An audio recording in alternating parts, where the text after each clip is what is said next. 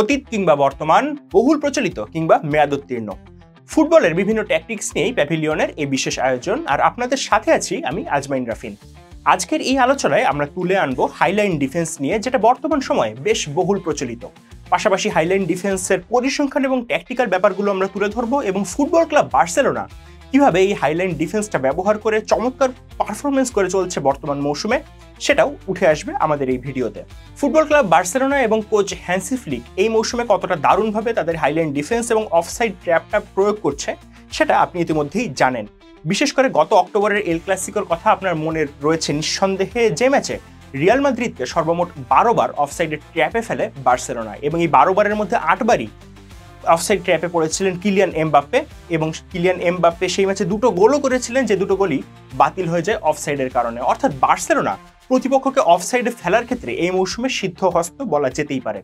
পরিসংখ্যানও বলছে ঠিক একই কথা, কেননা বর্তমান মৌসুমে ইউরোপের টপ 5 লিগের মধ্যে প্রতিপক্ষকে সবচেয়ে বেশিবার অফসাইডে ফেলেছে ফুটবল ক্লাব বার্সেলোনা, এবং ইতিমধ্যেই সেটা পেরিয়ে গেছে 100 কোটা। বার্সেলোনার পরে পারমা, ওসাসুনা, ব্রাইটনের মতো দলগুলো রয়েছে যারা এখনো 100 কোটাও কিন্তু স্পর্শ করতে পারেনি। অর্থাৎ ফুটবল ক্লাব বার্সেলোনা এই মৌসুমে দারুণভাবে অফসাইড ট্র্যাপটাকে তারা প্রয়োগ করছে। এই মৌসুমে বার্সেলোনা প্রতিপক্ষকে প্রতি ম্যাচে গড়ে 5.5 বার অফসাইড ট্র্যাপে ফেলতে পেরেছে, যেখানে 2016-17 মৌসুমের সাম্পাদোরিয়া অথবা গত মৌসুমের অ্যাস্টন ভিলা এবং লাস পালমাস তারা এই তালিকায় রয়েছে, তবে তারা অবশ্যই বার্সেলোনার চেয়ে রয়েছে একটু পেছনে। লাস পালমাসের কথাটা মনে রাখবেন, কেননা আমাদের এই আলোচনায় লাস পালমাসের কথাটা উঠে আসবে খুব গুরুত্ব সহকারে। আপাতত বার্সেলোনাতেই থাকা যাক।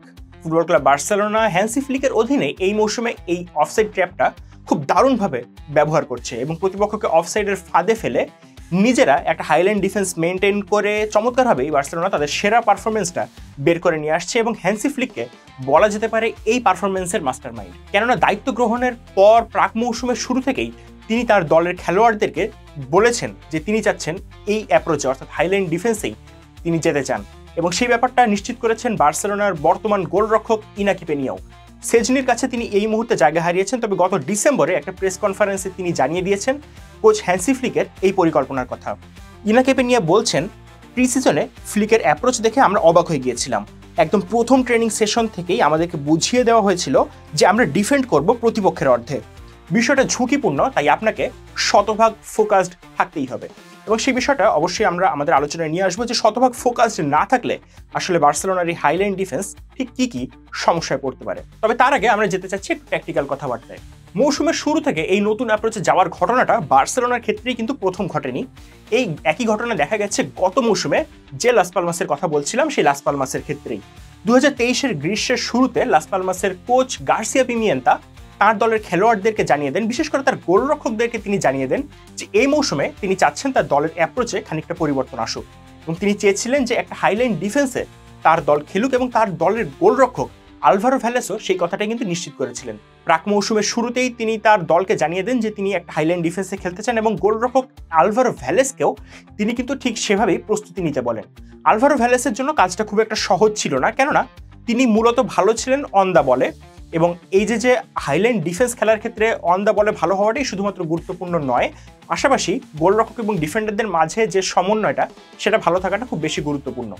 পাশাপাশি যেহেতু এক্ষেত্রে গোলরক্ষক এবং ডিফেন্ডারদের মাঝে একটা বড় ধরনের গ্যাপ থাকে, এবং এই স্পেসটা কাভার করার জন্য অবশ্যই একটা ভালো সমন্বয়ের প্রয়োজন রয়েছে। পাশাপাশি গোলরক্ষককেও এক্ষেত্রে ভালো ডিসিশন মেকার হতে হয় যে তিনি কতটা সামনে যাবেন কিংবা নিজের জায়গায় অবস্থান করবেন। আলভারো ভ্যালেস এই কাজটা তার মাঠেও কিন্তু তিনি প্রয়োগ করে দেখিয়েছিলেন। গত মৌসুমে লাস পালমাসের এই গোলরক্ষক তার বক্সের বাইরে টাচ নেন সর্বমোট 791টা, যেখানে দ্বিতীয় সর্বোচ্চ টাচ নিয়েছিলেন অ্যাটলেটিক বিলবাওয়ের গোলরক্ষক উনাই সিমন, এবং সেই সংখ্যাটা তার প্রায় অর্ধেক। অর্থাৎ বোঝাই যাচ্ছে যে লাস পালমাস এই ব্যাপারটার সাথে বেশ ভালোভাবেই নিজেদেরকে মানিয়ে নিয়েছিল, যেটার একটা প্রতিফলন আমরা দেখেছিলাম গত মৌসুমের পয়েন্ট টেবিলে। বিশেষ করে প্রথম 16 ম্যাচ শেষে লাস পালমাস অবস্থান করছিল পয়েন্ট টেবিলের 8 নম্বরে, এবং অবশ্যই অ্যাটলেটিকো মাদ্রিদ এবং বার্সেলোনার চেয়ে তাদের হজম করা গোলের সংখ্যাও ছিল বেশ কম, এবং এই বিষয়টাই প্রমাণ করে দেয় যে হাইলাইন ডিফেন্সটা যদি আপনি ভালোভাবে প্রয়োগ করতে পারেন সেটা আপনার দলের জন্য একটা নতুন সম্ভাবনার দ্বার কিন্তু খুলে দিতে পারে। এবারে একটু বার্সেলোনাতেই ফিরে আসা যাক, এবং অবশ্যই আমরা কথা বলবো একটু ট্যাকটিক্যাল ব্যাপারগুলো নিয়েই। বার্সেলোনার এই মৌসুমের একাদশটা অনেকটা এমনই। সেজনি এই মুহূর্তে শুরু করছেন বার্সার হয়ে, তবে এই মৌসুমের শুরুর দিকে আমরা দেখেছিলাম ইনাকি পেনিয়াকে শুরু করতে। সেজনি মূলত এই বছরের শুরু থেকে অর্থাৎ 2025 সাল থেকেই তিনি বার্সেলোনার গোলরক্ষকের দায়িত্বটা পালন করছেন। তবে বার্সার ডিফেন্স লাইনটা এই মৌসুমে মোটামুটি একই রয়েছে। যাদের প্রথম চয়েস ডিফেন্স যেটা, রাইট ব্যাক কুন্দে, এর পাশে রয়েছেন কুবার্সি এবং ইনিগো, এবং অবশ্যই বালদে রয়েছেন লেফট ব্যাক হিসেবে। তার সামনে কখনো ফ্রেঙ্কি পেদ্রি, কখনো কাসাদো পেদ্রিকে আমরা দেখেছি তাদের এই যে ডিফেন্সিভ মিডফিল্ড লাইনটা সেটা তৈরি করতে। সামনে ওলমো, রাফিনহা, এর বাইরে লামিন ইয়ামাল এবং লেভানডস্কিকে আমরা দেখছি। তবে এক্ষেত্রে আমরা যেহেতু ডিফেন্স লাইন নিয়ে কথা বলছি, এক্ষেত্রে আমাদেরকে যেটা দেখার বিষয় সেটা হচ্ছে বার্সেলোনার ডিফেন্স লাইনটা তাদের গোল লাইন থেকে আসলে ঠিক কতটা ওপরে থাকে। আমরা ম্যাচের বিভিন্ন ক্ষেত্রেই দেখতে পাই যে বার্সেলোনার ডিফেন্স লাইন অর্থাৎ কুন্দে, কুবার্সি, ইনিগো, বালদে, এই চারজনের যে ডিফেন্স লাইনটা সেটা অবস্থান করে বার্সেলোনার গোল লাইন থেকে বেশ খানিকটা উপরে। এবং আমরা যদি একটু পরিসংখ্যানের দিকে তাকাই, এই মৌসুমে বার্সেলোনার এই যে রক্ষণ লাইনটা সেটা তাদের গোল লাইন থেকে গড়ে অবস্থান করছে 34.7 মিটার ওপরে, অর্থাৎ প্রায় 35 মিটার সামনে তারা তাদের অফসাইডের জন্য ফাঁদটা পাচ্ছে, এবং এর মাধ্যমেই তারা কিন্তু প্রতিপক্ষকে অফসাইডে পড়ার একটা আমন্ত্রণও জানাচ্ছে। এরপরে আমরা যে দলগুলোর দিকে তাকাচ্ছি সেখানে অ্যাটলেটিকো মাদ্রিদ কিংবা ভ্যালেন্সিয়ার মতো দলগুলো তারাও রয়েছে বার্সেলোনার চেয়ে বেশ খানিকটা পেছনেই। এখন ঘটনাটা কি ঘটে যখন আপনার ডিফেন্স লাইনটা আপনার গোলরক্ষক বা গোল লাইন থেকে এতটা সামনে থাকে? স্বাভাবিকভাবেই আপনার গোলরক্ষককে বেশ খানিকটা সামনে এগিয়ে আসতে হয়, এবং অনেক ক্ষেত্রে সেটা চলে আসতে হয় বক্সের বাইরে। স্বাভাবিকভাবেই বক্সের বাইরে তখন গোলরক্ষককে ইনভলভ হতে হয় ম্যাচে, কিছু ডিফেন্সিভ অ্যাকশনও তাদেরকে দেখতে হয়। এবং এই মৌসুমে বার্সেলোনার গোলরক্ষকদের ডিফেন্সিভ অ্যাকশনগুলো যদি আমরা দেখি বক্সের বাইরে, সেক্ষেত্রেও বার্সেলোনায় কিন্তু রয়েছে ইউরোপের টপ 5 লিগের মধ্যে সবার উপরে। এবং এরপরে আমরা যে দলগুলোকে দেখতে পাচ্ছি অর্থাৎ ওসাসুনা, মিলান বা এভারটন, তাদের এই গোলরক্ষকদের ডিফেন্সিভ অ্যাকশন পেনাল্টি বক্সের বাইরে এর সংখ্যাটা বার্সেলোনার প্রায় অর্ধেক। এবং এই বিষয়টাই বলে দিচ্ছে যে ফুটবল ক্লাব বার্সেলোনার গোলরক্ষকরা, বিশেষ করে সেজনি এবং ইনাকি পেনিয়া, বক্সের বাইরে এসে অনেকটাই খেলায় অ্যাক্টিভ হন। তবে এই হাইলাইন ডিফেন্স বা গোলরক্ষকের সামনে এসে খেলার ক্ষেত্রে বেশ কয়েকটা ঝুঁকির বিষয়ও রয়েছে। যেমন প্রথমত, গোলরক্ষককে অবশ্যই এই কাজটা করতে হয় তার কমফোর্ট জোনের বাইরে থেকে। একজন গোলরক্ষক অবশ্যই এমনভাবে প্রস্তুত হয়ে আসেন না সাধারণত যে তাকে বক্সের বাইরে খেলতে হবে বা তাকে অনেক বেশি বল প্লেয়িংয়ে ইনভলভড হতে হবে, এবং তাকে হয়তো তার হাতের ব্যবহার অতটা বেশি করা যাবে না, বা তিনি কখন সামনে যাবেন বা পেছনে আসবেন সেই ব্যাপারগুলোও কিন্তু এক্ষেত্রে একেবারে মাপা হতে হয়। কেননা সামান্য ভুলেই প্রতিপক্ষের জন্য একটা সম্ভাবনার দ্বার কিন্তু খুলে যেতেই পারে। তো এক্ষেত্রে যে বিষয়টা লক্ষণীয় সেটা হচ্ছে ভয়েচেক সেজনি তিনি যখন শুরুটা করেছিলেন তার কিন্তু বেশ কয়েকটা সমস্যা ছিল। যেমন আমরা যদি একেবারে তার প্রথম ম্যাচের কথা বলি, সেটা কোপা দেল রেতে বারবাস্ত্রোর বিপক্ষে তার অভিষেকটা হয়েছিল। বারবাস্ত্রো লা লিগার কোনো দল নয়, এবং বার্সেলোনার তুলনায় অনেকটা সর্বশক্তির দল হওয়া সত্ত্বেও সেই ম্যাচে সেজনিকে দেখা গেছে বেশ কয়েকটা ভুল করতে। তিনি বক্সের বাইরে চলে এসেছিলেন এবং প্রতিপক্ষের যে ফরওয়ার্ড তাকে কিন্তু কাটিয়ে তিনি বক্সের ভিতরে চলে যায়। সেই গোলটা মিস হয়েছিল অবশ্য, কিন্তু সেজনির ভুলটা কিন্তু সেই ম্যাচে ধরা পড়েছিল। সেজনির ভুলটা আরও ধরা পড়েছিল এরপরে সুপার কোপাতে, যখন বার্সেলোনার মুখোমুখি হয়েছিল অ্যাথলেটিক বিলবাওয়ের, এবং অবশ্যই বার্সেলোনা যখন রিয়াল মাদ্রিদের মুখোমুখি হলো সুপার কোপার ফাইনালে, সেই ম্যাচেও সেজনি সামনে চলে এসেছিলেন। এবং অবশ্যই কিলিয়ান এমবাপ্পে একটা রান নিয়েছিলেন, ইন বিহাইন্ড রানটা ছিল বার্সেলোনার ডিফেন্স লাইনের পেছন দিয়ে, এবং যে কারণে সেটা অফসাইডের খাড়ায় কিন্তু পড়েনি। এবং সেই কিলিয়ান এমবাপ্পেকে আটকানোর জন্যই ভয়েচেক সেজনি সামনে এগিয়ে এসে তাকে একটা ফাউল করে বসেন। তিনি লাল কার্ড দেখেছিলেন, যদিও বার্সেলোনার একটা ভালো লিড থাকার কারণে খুব একটা সমস্যা হয়নি। তবে এই যে গোলরক্ষকের অভ্যস্ততার যে না থাকার ব্যাপারটা, সেই ব্যাপারটা বার্সেলোনাকে কিন্তু ভুগিয়েছিল। একই ঘটনা ঘটেছিল বার্সেলোনা যখন মুখোমুখি হলো চ্যাম্পিয়ন্স লিগে বেনফিকার সাথে, এবং সেই ম্যাচেও স্তাদিও দা লুজে বার্সেলোনা যে ম্যাচটা 5-4 ব্যবধানে জিতেছিল, সেই ম্যাচে ভয়েচেক সেজনি দুটো ভুল করেছিলেন।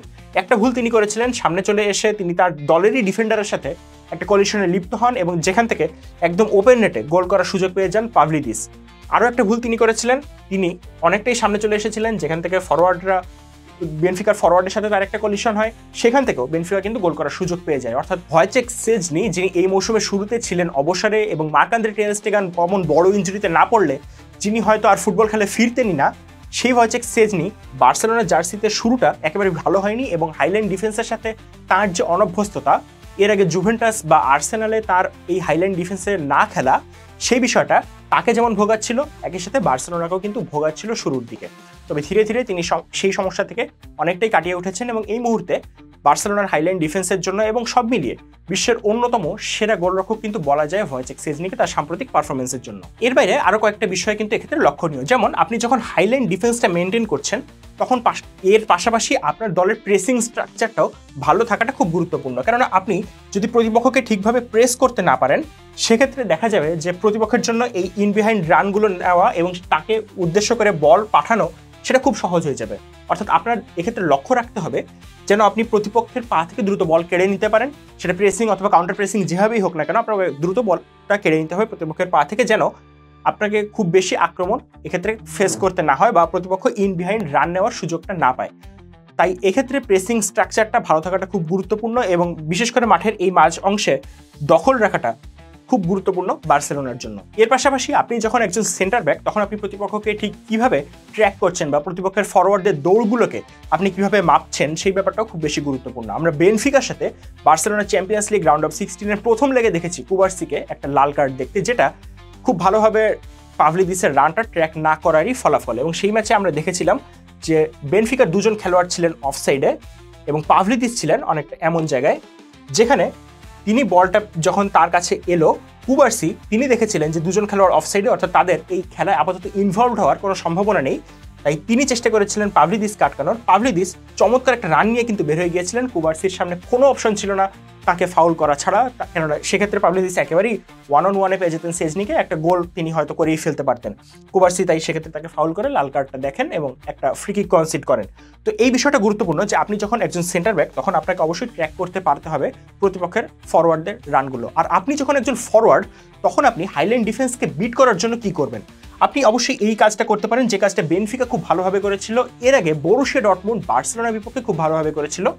আপনি একজন বা দুজন খেলোয়াড়কে রাখতে পারেন ডিকয় হিসাবে, যারা আপনার প্রতিপক্ষের হাইলাইন ডিফেন্সের পরে অবস্থান করবে এবং তারা সাধারণত ম্যাচে ইনভলভড হবে না যখন আপনার লং বলগুলো আসবে। প্রতিপক্ষ যখন লং বলগুলো পাঠাবে তারা থাকবে অফসাইডে এবং আপনার ডিফেন্ডাররা বা আপনার প্রতিপক্ষের ডিফেন্ডাররা কিন্তু জানবে যে তারা খেলায় ইনভলভড হচ্ছে না।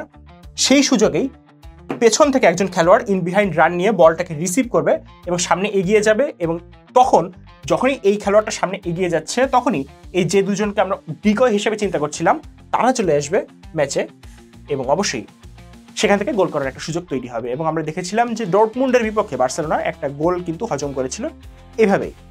এই বিষয়টা আরও ভালোভাবে আমরা দেখতে পেয়েছি বেনফিকার বিপক্ষে এই ম্যাচটাতে, যে ম্যাচে দুজন খেলোয়াড় ছিলেন অফসাইডে, তারা স্বাভাবিকভাবেই খেলায় ইনভলভড হননি।